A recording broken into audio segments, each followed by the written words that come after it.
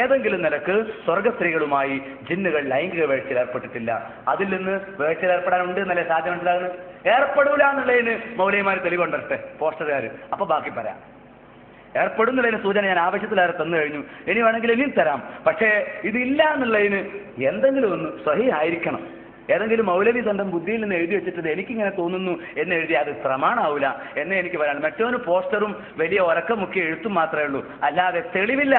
നമ്മളിവിടെ തെളിവാണ് മുന്നിൽ വെച്ചിരിക്കുന്നത്.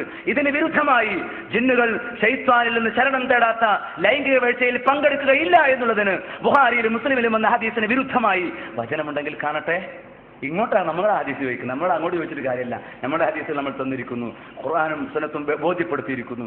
നിങ്ങൾക്ക് കാണാം 18-ാമത്തെ സൂറത്തിലെ 50-ാമത്തെ ആയത്ത്, അഫ തത്തഖിദൂനഹു ദുർരിയതഹു ഔലിയ മിൻ ദൂനി, എന്നെ കൂടാതെ ഔലിയാക്കന്മാരെ, അവനെയും അവന്റെ മക്കളെയും നിങ്ങൾ ഔലിയാക്കളായി സ്വീകരിക്കുകയാണോ? ഷെയ്ത്താനും ഷെയ്ത്താന്റെ മക്കളും. അപ്പൊ ജിന്നുകൾക്ക് ജിന്നുകളിലും മക്കളുണ്ടാകും, ജിന്നുകൾക്ക് മനുഷ്യരിലും മക്കളുണ്ടാകും.